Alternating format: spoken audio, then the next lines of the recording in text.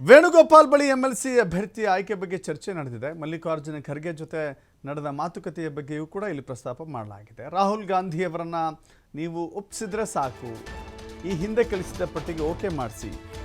ಎಲ್ಲರೂ ವಿವಿಧ ಕ್ಷೇತ್ರದಿಂದ ಬಂದಂಥವರು, ಯಾರ ಮೇಲೆ ಗಂಭೀರ ಸ್ವರೂಪದ ಆರೋಪಗಳಿಲ್ಲ. ಕೆ.ಸಿ. ವೇಣುಗೋಪಾಲ್ ಮುಂದೆ ಮುಖ್ಯಮಂತ್ರಿಗಳು ವಿವರಣೆಯನ್ನು ಕೊಟ್ಟಿದ್ದಾರೆ. ರಾಹುಲ್ ಗಾಂಧಿಯವರು ವಿದೇಶದಿಂದ ಬರ್ತಾ ಇದ್ದಂತೆ, ಮತ್ತೆ ನೀವು ಬನ್ನಿ, ಫೈನಲ್ ಮಾಡೋಣ, ಮುಗಿಸೋಣ ಅಂಥೇಳಿ ವೇಣುಗೋಪಾಲ್ ಭರವಸೆಯನ್ನು ಕೊಟ್ಟಿದ್ದಾರೆ. ಅಲ್ಲಿಗೆ ರಾಜ್ಯದ ಪ್ರಮುಖ ವಿದ್ಯಮಾನಗಳ ಜೊತೆಗೆ ಎಂಎಲ್ಸಿ ಆಯ್ಕೆ ವಿಚಾರಕ್ಕೆ ಸಂಬಂಧಪಟ್ಟಂತೆಯೂ ಕೂಡ ಚರ್ಚೆ ನಡೆದಿದೆ. ಎಂಎಲ್ಸಿಗಳ ಆಯ್ಕೆ ವಿಚಾರದಲ್ಲಿ ಹೇಗೆ, ಯಾವ ಕಾರಣಕ್ಕಾಗಿ ಅದನ್ನು ಡಿನೈ ಮಾಡಲಾಗಿತ್ತು ಅಂತ ಹೇಳಿ, ಯಾಕಂದರೆ 4 ಆಯ್ಕೆ ಮಾಡಿ ಅದನ್ನು ಕಳಿಸಿಕೊಡಲಾಗಿತ್ತು.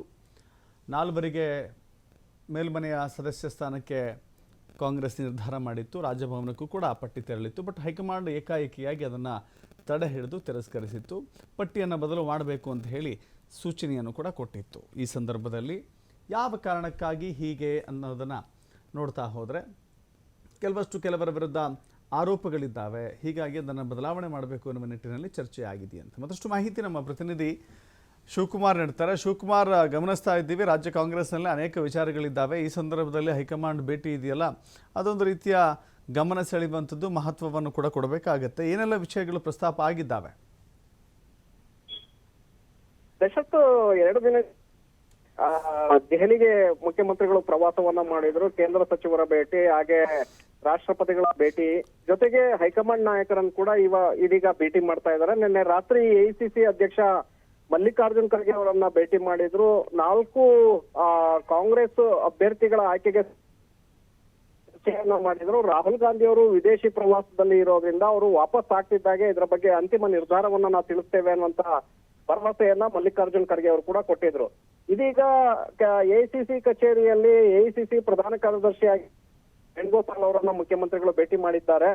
ಅವರ ಜೊತೆ ಕೂಡ ಎಂಎಲ್ಸಿ ಸ್ಥಾನಗಳ ಅಭ್ಯರ್ಥಿಗಳ ಆಯ್ಕೆ ಬಗ್ಗೆ ಗಂಭೀರವಾಗಿ ಚರ್ಚೆ ಮಾಡಿದ್ದಾರೆ. ಹಾಗೆ BR ಪಾಟೀಲ್ ಅವರು ಕೊಟ್ಟಂತಹ ಹೇಳಿಕೆ ನಂತರದಲ್ಲಿ ಆಗ್ತಾ ಇರುವಂತಹ ಬೆಳವಣಿಗೆಗಳು, ಪ್ರತಿಪಕ್ಷಗಳು ನಡ್ಕೊಳ್ತಾ ಇರುವಂತಹ ರೀತಿ, ಹಾಗೆ ಪಕ್ಷ ಮತ್ತೆ ಸರ್ಕಾರದಲ್ಲಿ ನಡೀತಾ ಇರುವಂತಹ ಒಳ ವಿದ್ಯಮಾನಗಳ ಬಗ್ಗೆ ಕೂಡ ಮಾಹಿತಿಯನ್ನ ವೇಣುಗೋಪಾಲ್ ಅವರಿಗೆ ಕೊಟ್ಟಿದ್ದಾರೆ. ಎಂಎಲ್ಸಿ ಆಯ್ಕೆಯ ಬಗ್ಗೆ ಹಳೆಯ ಒಪ್ಪಿಗೆಯನ್ನ ಕೊಡಿಸ್ಬೇಕು, ರಾಹುಲ್ ಗಾಂಧಿ ಹಾಗೆ ಮಲ್ಲಿಕಾರ್ಜುನ್ ಖರ್ಗೆ ಅವರ ಮೇಲೆ ಒತ್ತಡವನ್ನ ತಂದು ನಮ್ಗೆ ಅದನ್ನ ಕ್ಲಿಯರ್ ಮಾಡಿಸ್ಕೊಡಿ ಅನ್ನುವಂತ ಒಂದು ಬೇಡಿಕೆಯನ್ನ ವೇಣುಗೋಪಾಲ್ ಅವರ ಮುಂದೆ ಮುಖ್ಯಮಂತ್ರಿಗಳು ಇಟ್ಟಿದ್ದಾರೆ ಅಂತ ಮಾಹಿತಿ ಸಿಕ್ಕಿದೆ.